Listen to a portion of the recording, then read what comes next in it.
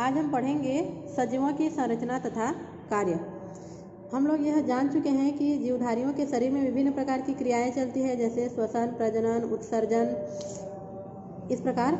और पौधे और जंतुओं में अलग अलग कार्यों के लिए अलग अलग अंग पाए जाते हैं। जैसे जंतुओं में हाथ पाए जाते हैं, नाक, कान, इस प्रकार से अलग अलग अंग पाए जाते हैं। तो इस अध्याय में हम पौधे के अंगों का अध्ययन करेंगे।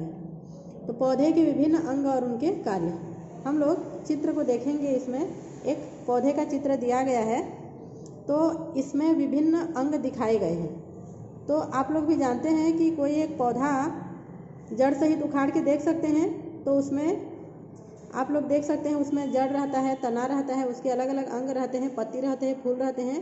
तो पौधों की जड़ों को, ये जो पौधों की जड़ है, इस भाग को इसका जड़ तंत्र कहा जाता है। प्रायः ये जमीन के भीतर होता है, अर्थात जमीन के नीचे होता है, और जमीन के ऊपर वाले भाग अर्थात जैसे तना है, शाखा है, पत्ती, ये जैसे यहाँ से ये तना है, विभिन्न शाखाएं निकले हैं, यहाँ से ये शाखा निकला है, अलग अलग शाखा डाल निकला रहता है। तो इस प्रकार इसको क्या कहते हैं, प्ररोह तंत्र। और जमीन से नीचे वाले भाग को क्या कहते हैं, और जमीन से नीचे वाले भाग को जड़ तंत्र कहते हैं। और तना, शाखा, पत्तियों ऊपर वाले भाग को, जमीन के ऊपर वाले भाग को प्ररोह तंत्र कहते हैं। तो चित्र में कहीं बीज भी दिखाया गया है ना। जैसे फल से फिर बीज बनता है, किंतु पौधे के जीवन की शुरुआत तो बीज से ही होती है। जब बीज लगाते हैं तो उससे जड़ तंत्र और प्ररोह तंत्र बनता है। अब हम बीज से ही अपना अध्ययन शुरू करेंगे। इसके लिए हम अलग अलग प्रकार के क्रियाकलाप करेंगे, और सूखे बीजों को, जैसे हो गया मूंगफली का सूखा बीज हो गया, मटर का हो गया, चना का हो गया, अलग अलग आप लोग इसको घर में भी कर सकते हो। तो उसके बाद आप लोग बीज का नाम लिखेंगे, सारणी 8.1 को भर लेंगे। बीज का नाम जैसे चना लिए हो तो यहाँ चना लिख सकते हो। उसका रंग कैसा होता है, लाल भूरा होता है। उसका आकार कैसा होता है, मटर का चना गोल होता है ना। और वो चिकना होता है कि खुरदरा होता है, वो थोड़ा सा, अगर मटर का चना नहीं लोगे, दूसरा चना लोगे, तो क्या होता है, खुरदरा भी होता है। और मटर का क्या होता है, चिकना होता है। इस प्रकार आप लोग यहाँ पर मूंगफली का भी लिख सकते हो। मूंगफली क्या होता है, चिकना होता है, लाल मूंगफली भी होता है और सफ़ेद मूंगफली भी होता है। इसमें आकृति लिख सकते हो। गोल से थोड़ा सा क्या होता है, वो लंबा हो गया रहता है। इस प्रकार उसका बीज का आकार लिख सकते हो। अब मटर, चना, मक्का भी ले सकते हो। आदि के कुछ बीज लेकर किसी बर्तन में रखकर पानी में भिगो देना है 1 दिन तक, और अगले दिन भीगे हुए बीजों का अवलोकन करेंगे, उसको ध्यान से देखेंगे। अब बीजों को अंकुरित करने के लिए प्लेट में रखकर मोटे तथा गीले सूती कपड़े से उसको क्या करेंगे, ढक देंगे। फिर 1 दिन भिगो देंगे।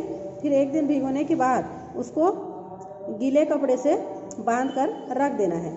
उसके बाद हम लोग देखेंगे कि जो मटर लिए हैं वो पहले दिन में आकार में फूल गया है, और दूसरा दिन में सफ़ेद अंकुर उसका दिखाई देता है, और हरा और सफ़ेद अंकुरित भाग उसका स्पष्ट दिखाई देता है। अब मक्के का आप लोग देखोगे, तो मक्के का देखोगे तो पहले दिन तो थोड़ा सा फूला रहता है, और दूसरे दिन उसका अंकुरण, उसका सफ़ेद भाग नहीं निकला रहता है, और उसका सफ़ेद और अंकुरित भाग स्पष्ट दिखाई भी नहीं देता है। तो इस प्रकार आप लोग मूंगफली का कर सकते हो। 1 दिन में फूलता है या नहीं, दूसरे दिन में उसका अंकुरण निकलता है या नहीं। इस प्रकार सारणी 8.2 को भर सकते हैं।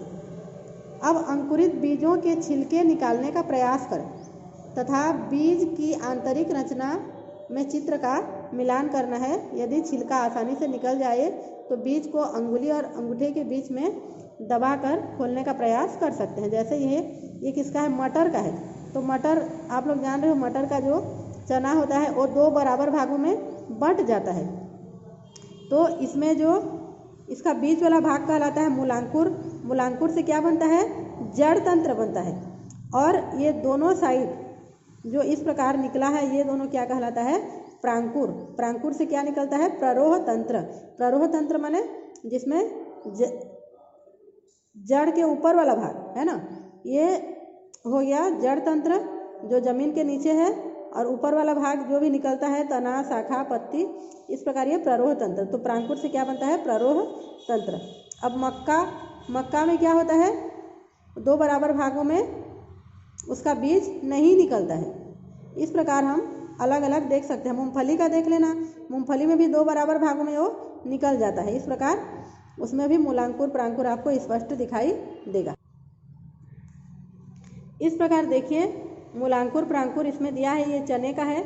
इस प्रकार जब हम कपड़े से भिगो देते हैं ना, तो इस प्रकार सफ़ेद सफ़ेद आकृति का मूलांकुर निकला रहता है।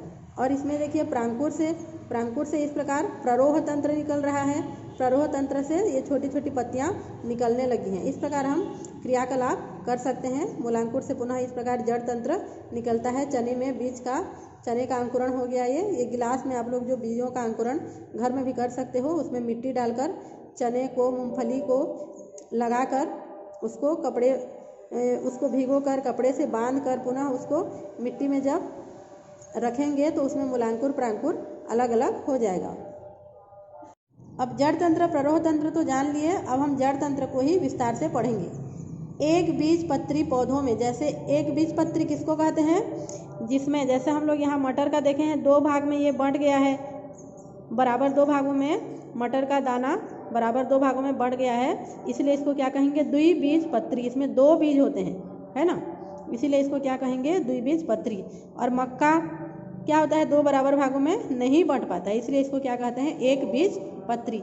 तो मूंगफली भी 2 बराबर भागों में बढ़ जाता है, मूंग भी 2 बराबर भागों में बढ़ जाता है ना, और चना भी 2 बराबर भागों में बढ़ जाता है। तो ये सब क्या है? द्विबीजपत्री। जैसे ये मक्का है, नहीं बढ़ा। चावल भी 2 बराबर भागों में नहीं बढ़ता है, उसको खड़ा करने से चावल 2 बराबर भाग में नहीं होता है, उसका टुकड़ा हो जाता है। इसीलिए चावल भी क्या है? एक बीजपत्री। जिसमें बीज 2 बराबर भागों में बढ़ जाता है उसको द्विबीजपत्री कहते हैं, और जिसमें 2 बराबर भागों में बीज नहीं बढ़ता उसे एक बीजपत्री पौधे कहा जाता है। तो यहाँ पर हम लोग देखेंगे गेहूँ, मक्के के अंकुरित होते हुए बीजों में मूलांकुर की वृद्धि कुछ लंबाई के बाद रुक जाती है और वहीं से अनेक शाखाओं में रेशे की तरह विभाजित हो जाती है। इसीलिए इसको क्या कहते हैं? इस रेशेदार जड़ कहते हैं, रेशे की तरह। तो द्विबीजपत्री पौधे में जैसे चना, मटर में मूलांकुर की वृद्धि लगातार होती रहती है और उसमें से शाखाएं निकलती हैं, इसे मूसला जड़ कहते हैं। अतः जड़ क्या होते हैं? जड़ तंत्र 2 प्रकार के।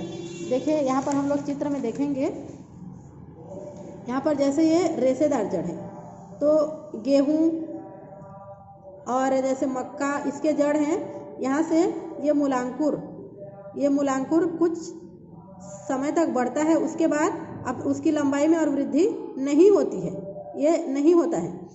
उसके साइड में अन्य जड़ें निकलने लगती हैं, तो इसको क्या कहते हैं? रेशेदार। रेशे अलग अलग निकलती हैं। ये जड़ कुछ लंबाई तक जाने के बाद रुक जाती है।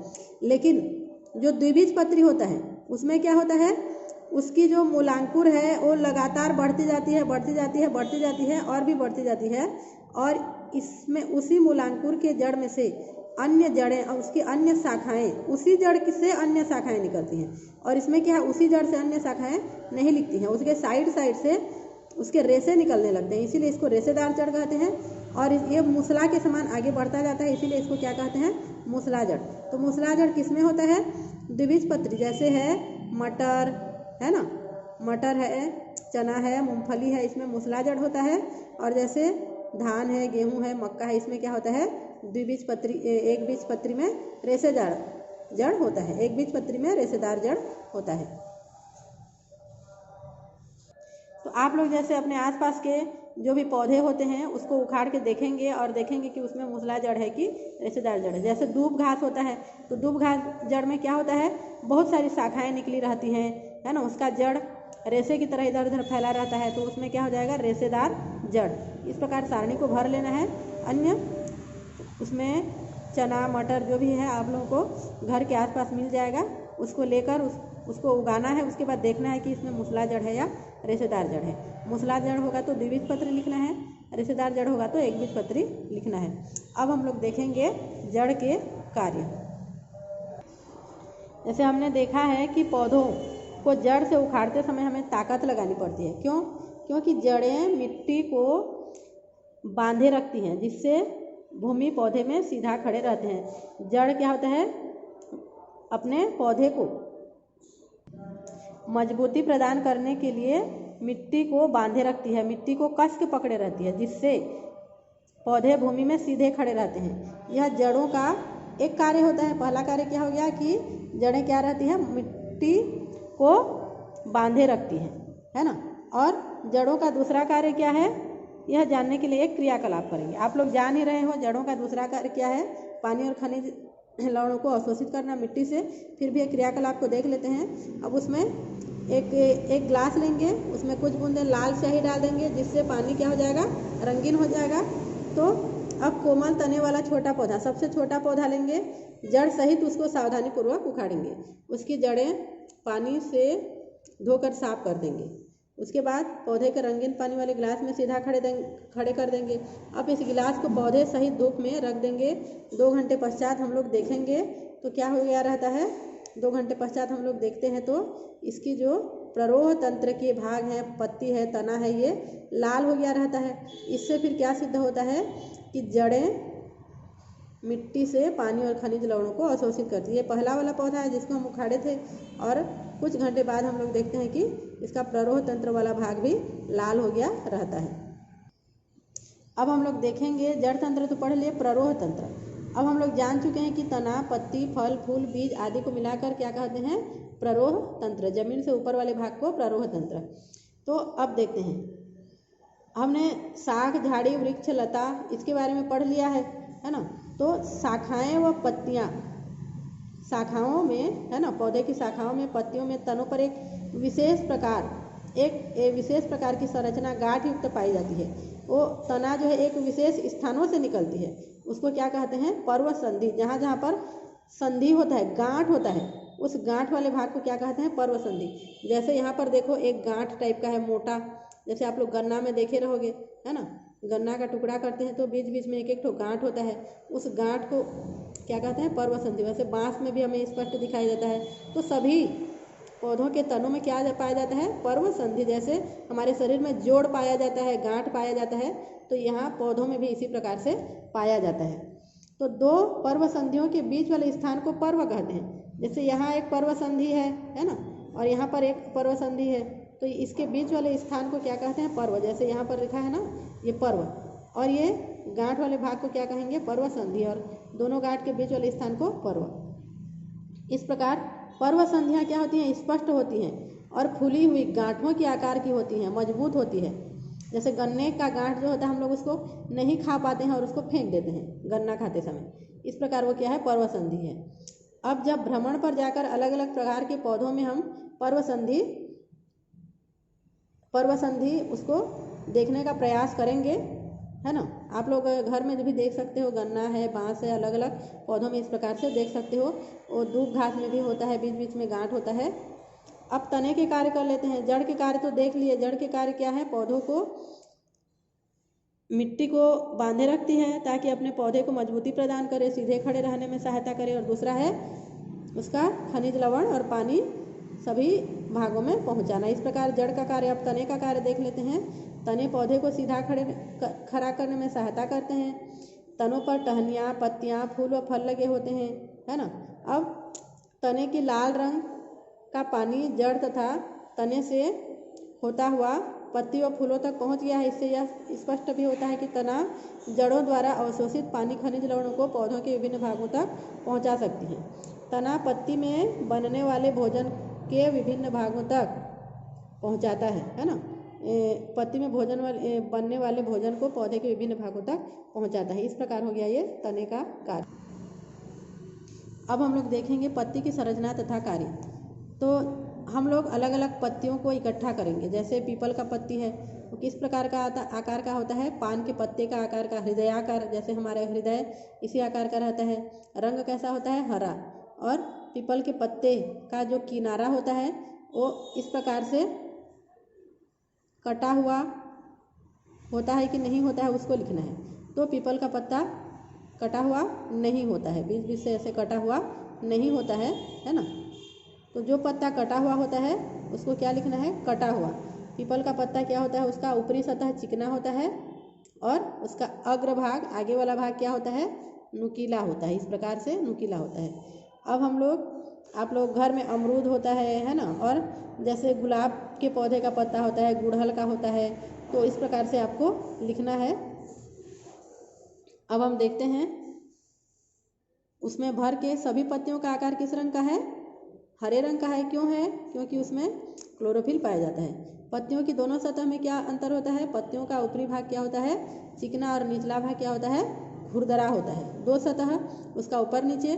तो क्या सभी पत्तियों का अग्रभाग समान है, तो किसी पत्तियों का अग्रभाग नुकीला होता है और किसी का गोल होता है। जैसे अमरूद का होता है, घर में अमरूद का भी पौधा होता है ना, तो पत्तियों और भी पत्ते ले सकते हो, तो सभी का नुकीला नहीं होता है, किसी का नुकीला होता है, किसी का समान होता है, किसी का गोल होता है।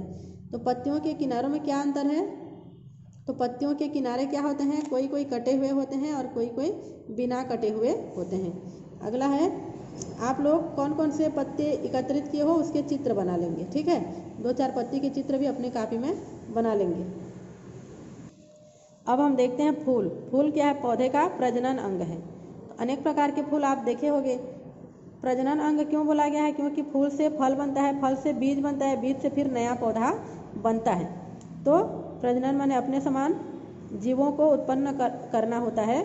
तो फूल के कारण नया पौधा बनता है, इसीलिए फूल को पौधे का प्रजनन अंग कहा गया होगा।